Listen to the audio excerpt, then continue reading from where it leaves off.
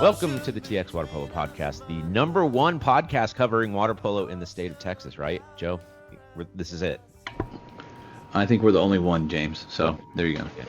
Today, Cowtown has a rodeo, and Thunder and Pegasus went out to Kap7, and more stuff about the high school season. I'm James Smith here in Austin. Joe Linehan is in, I keep saying North Texas, but let's just say Dallas, because there might be people who are listening from the from without Texas that think North Texas is like up by the Oklahoma border. I think North Texas is better. You do? Yeah, because I think if you're not from Dallas, you don't want to be thought of living in Dallas, like especially if you're from Fort Worth or something. Okay. And I live in Grapevine, which is kind of between the two, but yeah, what's your address? Something lane. So there you go. Can't believe you won't share that with the dozens of listeners, but yeah. Tens of listeners. Tens. But I actually correct people out there. So you live in Dallas? I go, no, I live in North Texas. Well, why not just say Grapevine? Because then they just don't have any bearing. Yeah. They have no bearing. So, but like it's just it's people in the water polo world. But yeah, I definitely tell them North Texas for sure. So we've already. Here, let's get to the water polo stuff because I think people are changing the channel already. So we have to get to the water polo stuff. To what? They're changing to the other TX Water Polo Podcast, the one that covers anything else. So here. Yeah, we both were participants in some way or another at the Cowtown rodeo this past weekend up at Keller. Some very interesting results from there, and we can go into my own personal accomplishment in there. But one thing that stood out to me is Longhorn White won the 18U title that for the boys, it's the co-ed team, right? And so they went undefeated and had a very good weekend. On the girls' side, Duke City traveled from Albuquerque, and they won the 18 and under girls division. Southside ran away with the 14 and under co-ed division. I know those guys. And Trident took home the 12 and under co-ed title. For me personally, it was a very fun weekend, and you were there too. Yeah, I participated a lot less than you did. I kind of was there and kind of saw some games on Saturday and just kind of hung out and talked to some people. But it looked like it was going great. I mean, it's great to have as many tournaments as we possibly can out there. There were about 50 games being played this weekend. Right. About 50, 60 games, which is great. I mean, we can never have enough events. How did your team do specifically? We placed third. The 14 and under co-ed, we had a couple players from Longhorn, one from Austin water polo. It was our usual band of brothers. In fact, I had a parent come up to me and say, two things that were very, very flattering. One was, you might be the third best team in the state, which to us is third best 14 and under team in the state, which is obviously would be a huge accomplishment if that were true. I'm not sure if it is, but also just they would say, I'm starting to recognize your players. Like your players are now making their presence felt in the state of Texas. Whereas up until this last year, we were basically a local club. So I'm super proud of that. Yeah. I mean, that's just the baby steps that people have to take. Like I was very happy that I saw Pegasus. I think they had 3 or 4 different teams entered this past weekend. Yep. And they also had a team that was out in California that we'll talk about a little bit later. But right. I mean, that's just a sign of, the teams kind of taking the next step. Yes. They can send teams out to California as well as have teams play locally at the same time. And young too, man. There's just a gaggle of Pegasus kids that were 12 and under at least, so yeah, lots of them. Yeah, it's great to see all the young kids play. But no, it's also great that a team from Albuquerque came down and played. It was called Duke City. So yep. And hopefully a lot of teams come to our Welcome to Texas shootout over Memorial Day weekend. So that would be great. We need as many out-of-state teams as possible. That's the tournament down in San Antonio at the Northeast ISD Swim Center. But Keely Lowry did a great job with the Cowtown Rodeo at Keller. They had 3 courses, which is a lot of courses. A lot of whistles. In a 50-meter pool. But I mean, just an interesting little story. I remember we used to do the Dallas Fall Invite, which is now a 5-course tournament with 2 different facilities, has almost 150 games now, but it used to be a 1-course Masters men only. Yeah. and that was a long time ago. But then we added some age group divisions, and we had to do 2 courses in South Lake, which was okay. We had to figure out kind of how to do so. What was the best way to do 2 courses there? And then like a year or 2 later, we had so many teams that wanted to play that we had to figure out how to do 3 courses. Right. And we figured it out. It made it work. It was great. And then we never went back. Because once you go, because then you never want to say no to teams. And right. It's just, and just like the tournament this past weekend, there was no Thunder and no Viper Pigeon. Right. So that was noticeable. Yeah. Which is great, because it just shows how many clubs and teams that want to play. And the tournament was full. They couldn't have had more teams enter. Right. So even if Thunder and Viper Pigeon just entered, that would have meant that some other teams would not have been able to enter. Right. Yeah. So it just shows that we need more events. Like I even think that AquaTex and Longhorn, they weren't able to go to the Armadillo Classic this past fall because it was full, right? Yes. Oh yeah. Very early. And this is just a need that we, we need more events, and we need clubs out there to start hosting more things. Now, we all need to work together, though, as far as the schedule and calendar is concerned. And that's the big thing, because you don't want to necessarily do tournaments that are competing against each other, but but rather complement each other. So, right. so for example, like you might have a tournament in Austin and have AquaTex host the 18 and 16 and under divisions, and then maybe have Longhorn host the 14s, 12s, and 10s. Or vice versa. Something? No. Okay. And but like that's just so like it works out so a club can send everybody, because it's one of those things where, and that might be the same weekend, or we have an A tournament at Longhorn and a B tournament at AquaTex. Right. And on the same weekend, because yes, you can always do like 18, 16s one weekend and then the 14, 12s the next weekend. That's kind of what we did for our NJO quals this past year. But if we do that for all of our different tournaments, then we run out of weekends for game days and local leagues. Right. And I think that's a very important part of the growth process. So that's just something for everybody to start thinking about. And we need people to host, because our schedule is going to be changing significantly in 2021. Right. Our calendar is fairly set for 2020. But in 2021, with the new high school, that's like UIL switching to the fall, then that's going to take all those fall events. They might go to the spring, or we might keep them in the fall, but they change instead of all the age groups, they just go down to the younger age middle group. School, yeah. So there's lots of questions kind of to be had, and then kind of what do we do after the high school season's over? The high school season is going to be done in early to mid October. Right. So those. Like the 18s in 16s are going to have like a little mini season before the holidays probably. Right. So there's going to be a little time frame in there. Plus, kind of when's the best time to do the the ODP camps and stuff like that. So don't even start. There's lots of questions coming up, but yeah. I'm really excited about this upcoming spring like the USA water polo events with the Cowtown rodeo, but then the Thunder Spring Invite. The south side of Badger Brawl in April, and then tags in early May. So we have a tournament in March, April, and May basically for the 8th grade and 6th grade and under kids. And then those are specifically for those age groups. And the great thing is those events, it used to be just add-ons kind of to the 18s and 16 tournaments, right?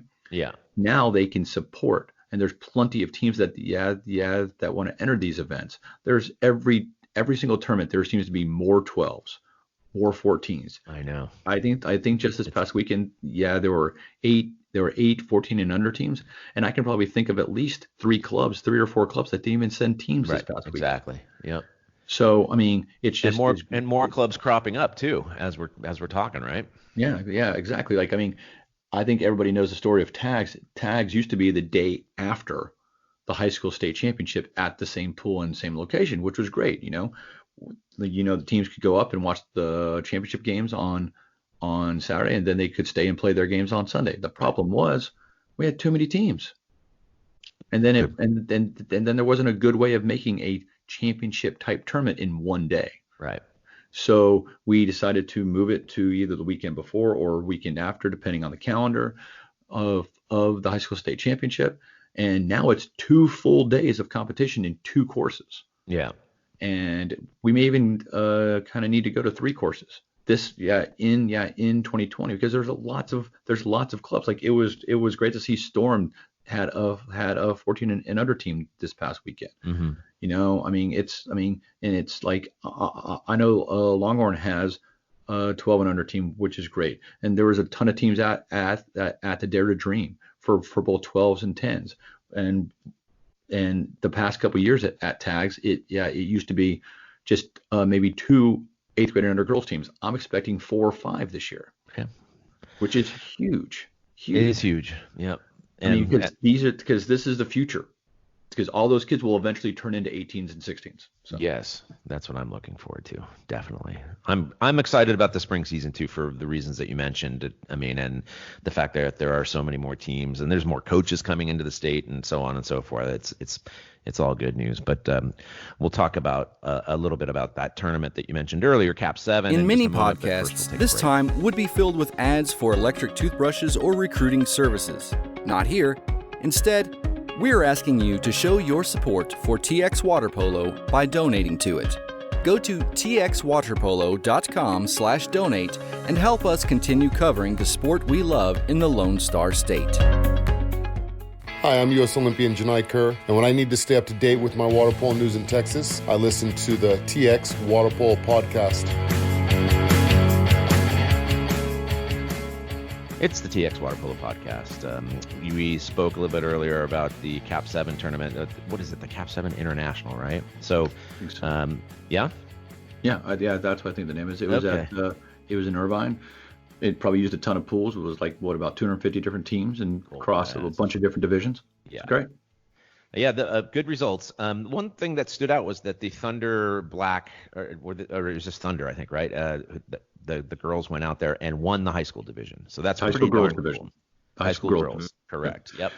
Yeah, they beat Exeter, and then they beat West Valley A and B, and then they beat San Francisco Water Polo Club. They won they won all 4 games, and they came home with some hardware. It's awesome. Yeah. All those teams from Northern California, the girls teams, this is not their high school season. So this is these are teams that are practicing for JOs already. That's a very good result. Same holds true for, I happen to have the 14 and under results in the gold division, and both Thunder and Pegasus had very good weekends. Thunder Black beat Royal 559. They beat La Marinda. Then they beat this team called Pegasus. How is it that you go to California and you play 4 games and one of them is against a team from Texas? I'm sorry, I just have to every year out of JOs too. Oh, mad. But JOs. I mean, there was actually last year at JOs this past summer. I think there were 2 teams that played each other in the same bracket. Yeah. which is good. It used to only be like a handful of teams out of JOs. Now there's so many teams that it's kind of almost unavoidable. So. Yeah, almost, right? Yeah, almost. So. Pegasus beat Royal 559 and Huntington Beach as well. They had a good weekend in that 14 and under bracket. 19 and under boys, right? And then Thunder brought a 19 and under boys team, which I think was basically their 16s just playing up with some of their 18B kids. And I think they had a shootout win over the California Republic. They had a shootout loss to American River. And then they had some close but tough games against La Marinda and Royal 599. Yeah. So, but everybody. I mean, it's just again. I think we've talked about this on a previous podcast. It's just great to have these teams going out there consistently, and going and competing. It shows that the kids, the parents, are invested in the sport. It helps everybody. It helps everybody back here because it's giving Texas validity out there. Yes. Mm-hmm. So because these teams are going out there and getting results, they're not just going out there and going to the beach every single day.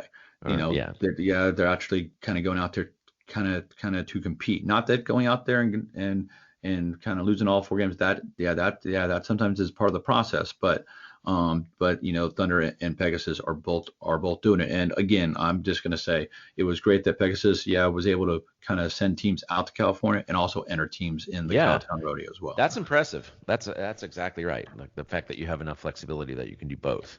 That's very cool. And then that's the big thing as far as the adding of the tournaments and such like that. As we move forward, it's going to take some logistical capabilities and some planning from these clubs, and it's not just going to be a coach that's going to be able to do it, because the coach might need to go with the team, but they also might need to have their parent group stay and host an event.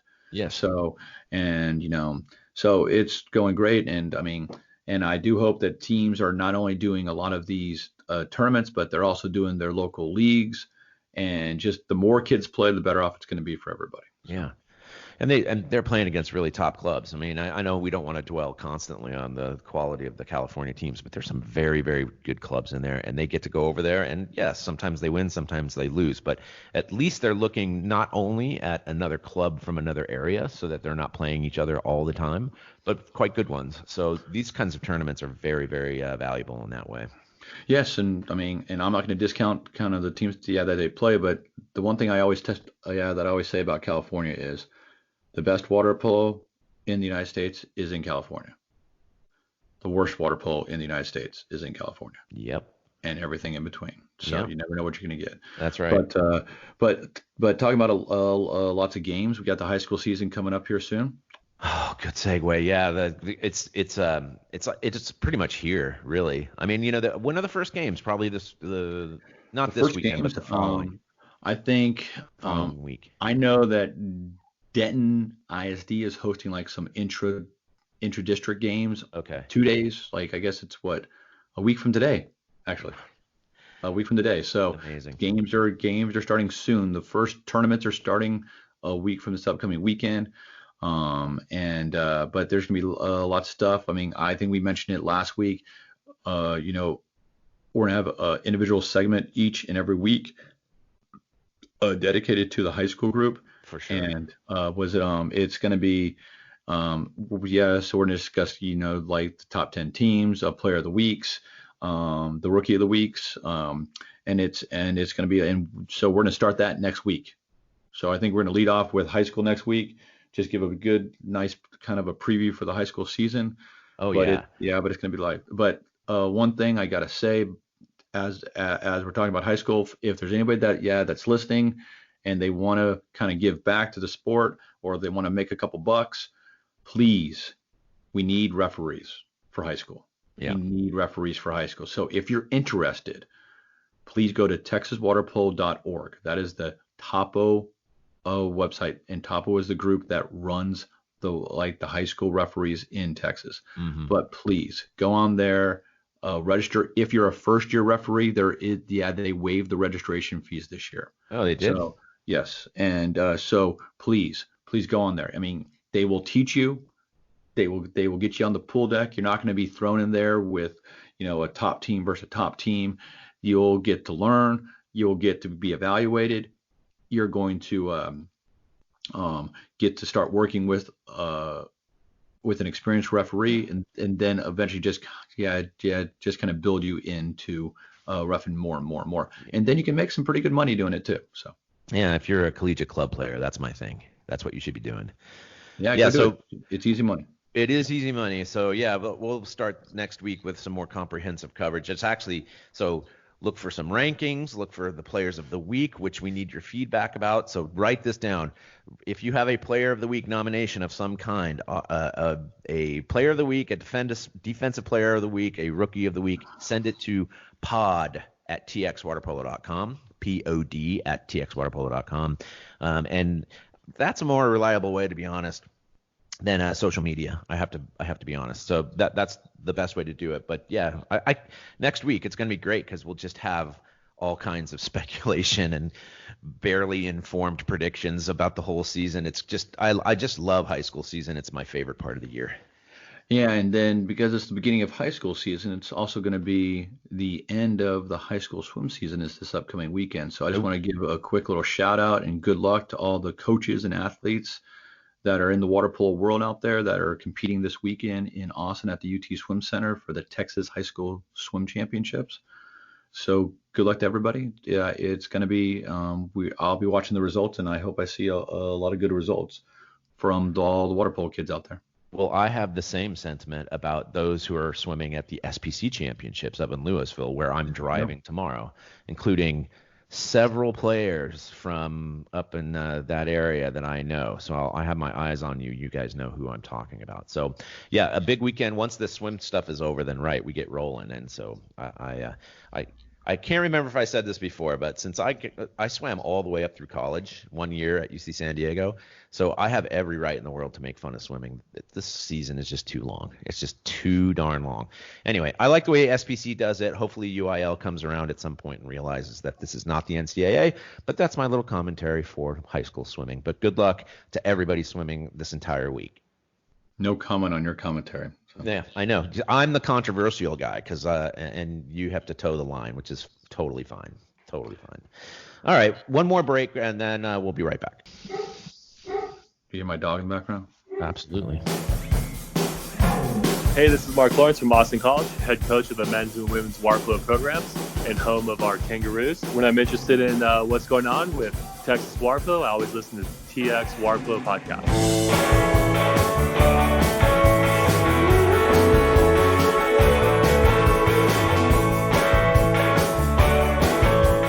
Welcome back, TXWaterpolo Podcast. Just a couple more minutes here before we get out of town.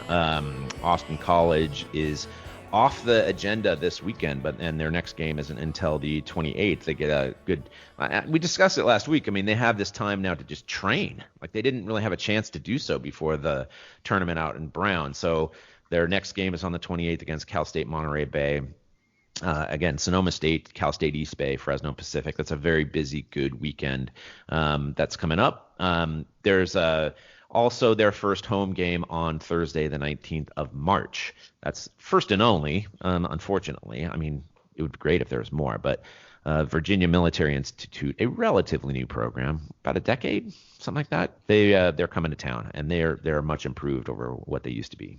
Yeah, it's going to be great. I'm sure they'll get a good crowd out there. I'm sure I'll probably go out there and watch. And just, there's going to be a lot of stuff kind of happening here soon. I mean, you got ODP training this weekend, right? ODP training on Sunday at Louisville. So, and then we get ready to go, like the end of the month as well. We're out. You're going to go. You got the Thunder Spring Invite. Yeah. At the end of the month. So there's a ton of stuff going on here. So it's about to get a little crazy and a little busy. So, I mean, especially with the high school season kind of coming around. So, right. And we mentioned the high school stuff that we're going to cover. And sort of in parallel with that, we're putting together some gear, which I suspect that we'll be handing out to certain winners at the end of the high school season. But look for that. We're opening up a new store for both TX Water Polo and Total Water Polo. More coming about that, by the way. But yeah, that's some stuff coming up. And also there'll be much more content. I'm afraid to say much more. There will be more content on the website than there has been recently, in which we've just posted podcasts. So look out for that. Yeah, and then also, if you're interested in some education pieces, go to the TX Waterpolo website and kind of click on growth. And there's a bunch of stuff in there that can help educate you, especially if you're a parent out there. Yes. So there's also stuff, for coaches and referees. So, I mean, and we try to update that on a weekly basis. So. Right. Also, just a final a request in some ways. If you're in high school, if you're in college, you're looking to become a writer and you're interested in the sport, if you want to start writing game stories, just send them to me. The likelihood of me publishing them is quite high. So send them as well to pod@txwaterpolo.com, or just contact me and say, I'm going to be at this tournament. I'd like to write up a game story. Or if you have a feature, if there's somebody that that stands out and that's worthy of a story, then pitch it to me. I mean, the site is open to you guys. That's for sure. Yeah, if you want to do the podcast instead of us, you could probably do a much better job than us. Find somebody else, please. Yeah. But that'd be great. But but good. There's lots of stuff going on. Yeah. There's lots of stuff going on. So a lot of stuff. All right, I think we covered everything. Don't you think? Yep. Yeah, I do too. All right. Thank you, Joe. We'll talk again in a week. I really appreciate it. All right, take care, Tim. You too. And thanks to everyone else for listening and for telling a friend about the TX Waterpolo Podcast. Until next week, so long from Austin. Busy hanging out my thoughts to dry.